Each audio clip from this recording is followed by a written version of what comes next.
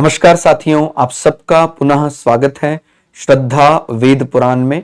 तो आज हम लोग डिस्कस करने वाले हैं श्रीमद् भगवद गीता अध्याय 5 श्लोक अर्थ 6।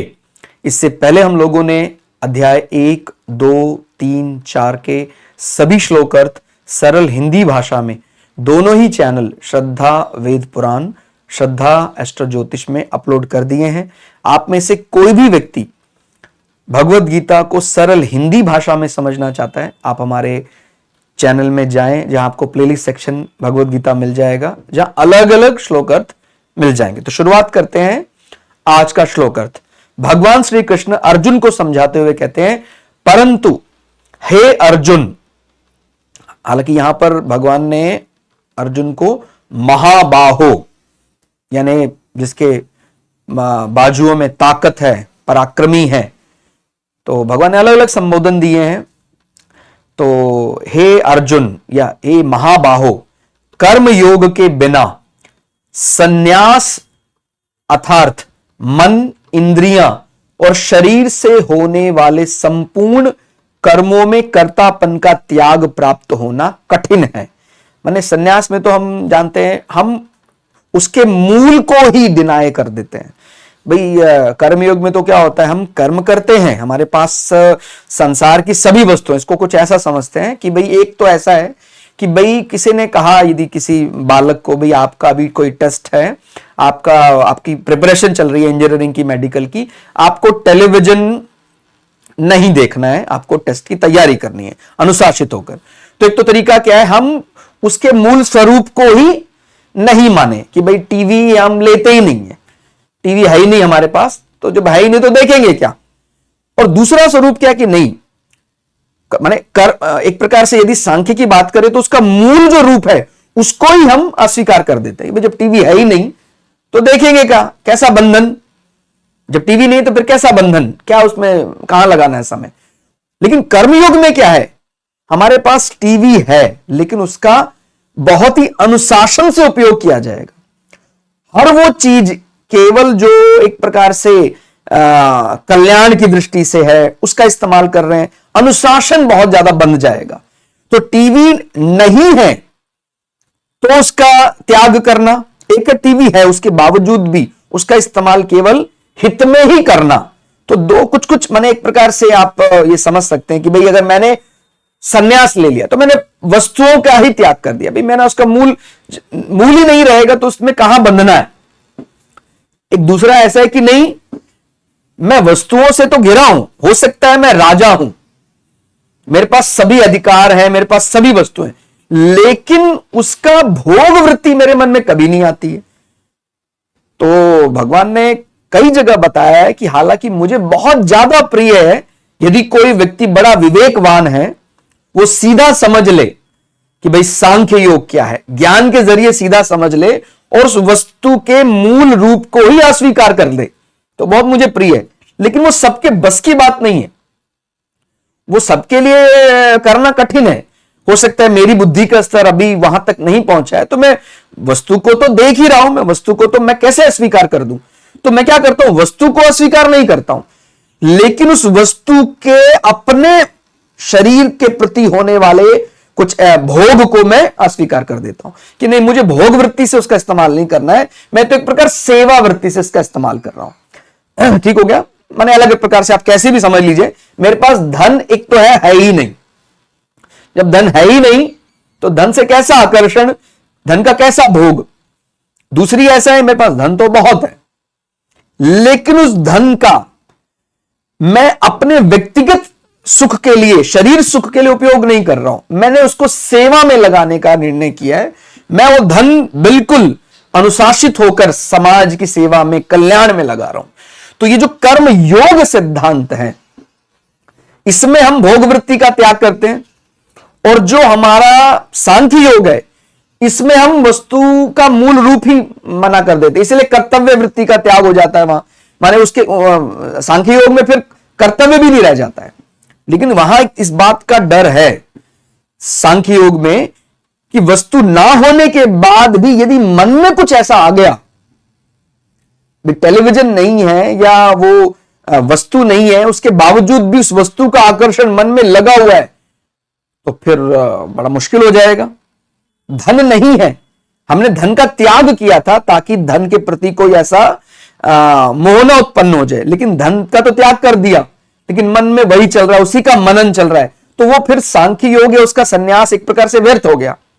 और कर्मयोग सिद्धांत में भगवान क्या बता रहे हैं कि यदि धन है उसके बाद भी मैं उस धन का अपने लिए उपभोग कर रहा हूं, ऐसी वृत्ति मेरे मन में पूरी तरह समाप्त हो गई है। और मैंने कैसे करना शुरू किया था, मैं धीरे धीरे मैंने उस सेवा में लगाना शुरू किया था। वो बहुत अधिक जब मुझे उससे सीखने को मिलने लगा, मैंने उसको बहुत ज्यादा प्रभावशाली कर दिया और ज्यादा बढ़ने लगा। ठीक हो गया, सेवा में लगाने लगा अपने आप को। तो भगवान क्या कहते हैं, कर्मयोग के बिना संन्यास, माने संन्यास का अर्थ क्या है, मन, इंद्रिय और शरीर। ध्यान रखना, संन्यास में मन को भी उसी प्रकार से, हम शरीर को भी धीरे धीरे नहीं मानते हैं फिर। ठीक हो गया, उसका मूल रूप को ही अस्वीकार करने लग जाते हैं। ठीक हो गया, हालांकि शरीर तो वास्तव में नहीं है, लेकिन हम तो उसको मान ही रहे हैं कि बिल्कुल है। तो जो संन्यास में हम वास्तविकता से केवल परिचय करते हैं कि चेतना केवल क्या है, परमात्मा, बाकी शरीर भी जड़ ही है। मन भी क्योंकि शरीर में है मन, तो वो भी जड़ी मानते हैं। बुद्धि भी क्योंकि शरीर का हिस्सा है, जड़ी मानते हैं। इंद्रिया वो भी जड़ी मानते हैं, केवल चेतन स्वरूप। ठीक हो गया, तो चेतना स्वरूप चैतन्य महाप्रभु भगवान की ही आराधना में लग जाते हैं। ठीक हो गया, तो मन, इंद्रिया और शरीर द्वारा होने वाले संपूर्ण कर्मों में कर्तापन का त्याग प्राप्त होना कठिन है, सबके लिए तो कठिन है। और भगवत स्वरूप को मनन करने वाला कर्म योगी पर ब्रह्म परमात्मा को शीघ्र ही प्राप्त हो जाता है। लेकिन जो कर्म योगी है उसकी तुलना में हो सकता है उसका बुद्धि का स्तर भी इतना ज्यादा ना बढ़ा हो, लेकिन वो थोड़ा सा अगर अनुशासन बांध लेता है, भगवत स्वरूप में धीरे धीरे उसका मन लगने लग जाता है कि भाई ये जो मैं कर रहा हूं सब ये तो भगवान ने ही अपने आप को संसार के रूप में प्रकट किया है। पता लगा मैं ईश्वर के मंदिर में, ईश्वर की मूर्ति में आस्था है मेरी, लेकिन भगवान ने जो प्रकट किया अपने को अलग अलग रूपों में, अलग अलग जीवों के रूप में, उनके प्रति मेरी आस्था नहीं है। तो इसका माने मैंने भगवत स्वरूप को समझा नहीं है। ठीक हो गया, मैं जो कर्म कर रहा हूं वो कर्म एक प्रकार से भगवान के जो लौकिक संसार में रूप भगवान ने अभिव्यक्त किए हैं उन्हीं की सेवा में मैंने लगाए हैं। तो मैं जो संसार की सेवा कर रहा हूं भगवान की सेवा कर रहा हूं। ठीक हो गया, तो भगवत स्वरूप को मनन करने वाला कर्म योगी पर ब्रह्म परमात्मा को शीघ्र ही प्राप्त हो जाता है। तो वो तुलनात्मक दृष्टि से भगवान को प्राप्त करने में भगवान ने कहा है सरल तरीका है। तो ये ध्यान रखना है, श्रेष्ठ है एक सरल है। तो ठीक है कि भाई सांख्य योग श्रेष्ठ है, लेकिन सरल है जो हमारे लिए, वही तो श्रेष्ठता बनेगी। अब हम बैठे हुए हैं कि नहीं मैं तो वो जो सबसे श्रेष्ठ है वही मैं उसको उसी का मैं पालन करूंगा, लेकिन मेरी बुद्धि वहां तक नहीं पहुंच पा रही है, तो फिर वो श्रेष्ठता मेरे किस काम की। ठीक हो गया, तो मेरे लिए तो वही श्रेष्ठ है जो मेरा उद्धार कर दे। तो आप कर्म कीजिए और उस कर्म का जो फल है एक प्रकार से ईश्वर को, परमात्मा को सेवा स्वरूप समर्पित कर दीजिए। ठीक हो गया, तो यहां पर मुक्ति का मार्ग ज्यादा सरल दिखाई देता है कर्मयोग सिद्धांत में बजाय कि सांख्य योग में। अब अगर हम यहां इस तरफ आते हैं तो कर्म योग का साधन किए बिना सांख्य योग का सिद्ध होना कठिन है। ठीक हो गया, तो जब हम कर्म योग जो है उसका साधन नहीं करते हैं, कर्म योग माने भोग वृत्ति, अगर हमारे मन में भोग वृत्ति है तो चाहे हमने वस्तु का मूल स्वरूप नहीं माना फिर भी मन में वो चल रहा है, मिलना चाहिए था, मिलना चाहिए था। तो क्या बोल रहे हैं, कर्म योग के साधन के बिना सांख्य योग का सिद्ध होना कठिन है। कर्म योग में प्रत्येक क्रिया दूसरे के हित के लिए ही की जाती है।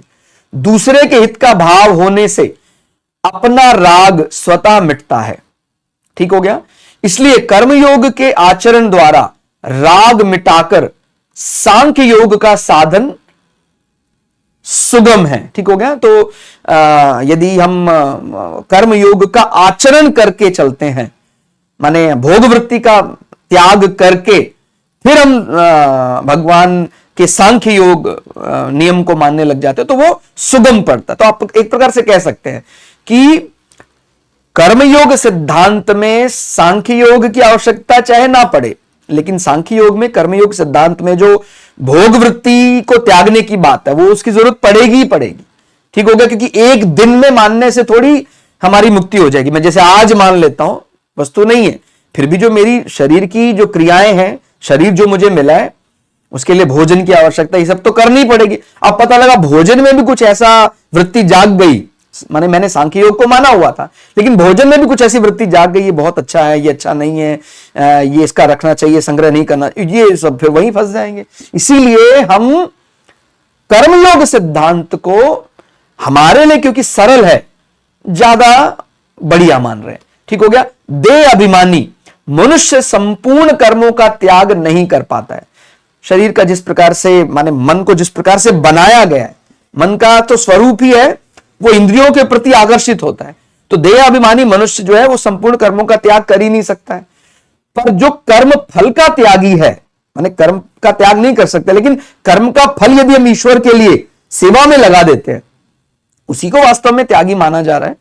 इससे यह ध्वनि निकलती है कि देहधारी कर्मों का त्याग तो नहीं कर सकता, पर कर्म फल की इच्छा का त्याग तो कर ही सकता है। इसलिए कर्म योग में सांख्य योग की अपेक्षा सुगमता जान पड़ती है। माने सुनने में ये बहुत ऐसा चाहे सरल लगता हो कि भाई वस्तु के मूल रूप को ही हम नहीं मानेंगे, तो जब रूप को ही नहीं मानेंगे तो उसमें कैसा फंसना। भाई सांख्य योग में जैसे वस्तु का मूल रूप ही नहीं, अगर मानते हैं ही नहीं, संसार नहीं है, वो भी नहीं है, वो भी नहीं है, सुनने में सरल लगता है, करने में बहुत कठिन है। लेकिन कर्मयोग में क्या है, वो जैसा है उसको ठीक है, उसके साथ व्यवहार करना है, लेकिन उसका जो भी माने कर्म, अनुशासित कर्म है वो सेवा में मानकर करना है, प्रकृति की सेवा स्वरूप करना है। तो ये तुलनात्मक दृष्टि से सरल प्रतीत होता है। ठीक हो गया भाई। एक में तो क्या कर्तव्य ही समाप्त हो गया, सुनने में सरल लग रहा है, अरे कर्तव्य नहीं रहेगा, ठीक है, फिर कर्तव्य कोई नहीं रहेगा।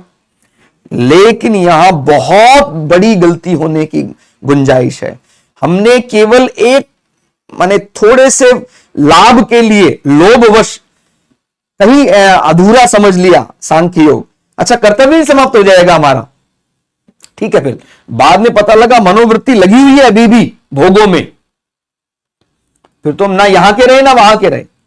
इसलिए सांख्य योग को बहुत गंभीरता से समझना है, वैसा विवेक होना चाहिए तो हम समझ सकते हैं। लेकिन कर्मयोग सबके लिए सरलता से किया जा सकता है। शुरुआत कर्मयोग में की जाए तो बाद में वो सांख्य योग भी उसको धीरे धीरे प्राप्त हो ही जाता है। जब उसमें उसके मन में सभी वस्तुओं के प्रति ये भावना आ गई कि भाई सेवा के लिए करना है, इन वस्तुओं का उपयोग सेवा के लिए करना है, तो धीरे धीरे वैसे ही वो उसके लिए भी फिर वो कर्तव्य, एक समय ऐसा आएगा जब कर्तव्य उसके लिए भी समाप्त हो जाएगा, वो ईश्वर या चेतना रूप में ही विलीन हो जाएगा। ठीक हो गया।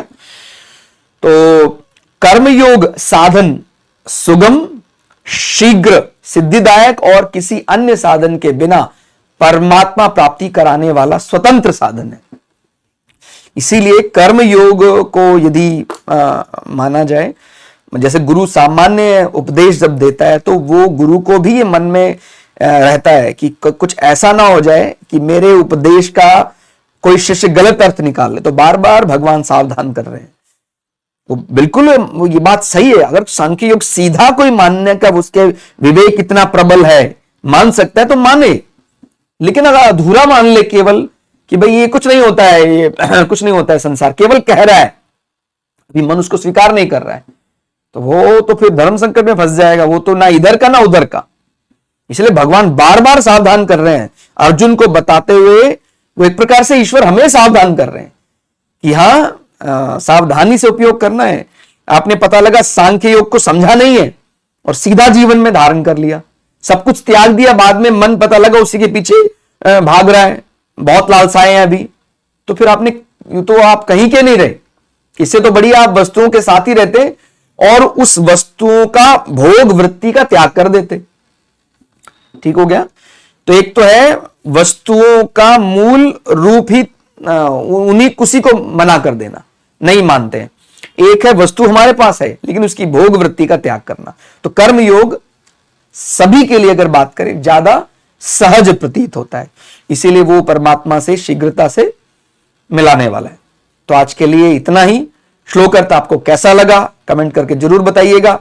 मिलते हैं अगली क्लास में, तब तक के लिए जय श्री भगु पराशरा, जय श्री शुक्राचार्य, नमस्कार।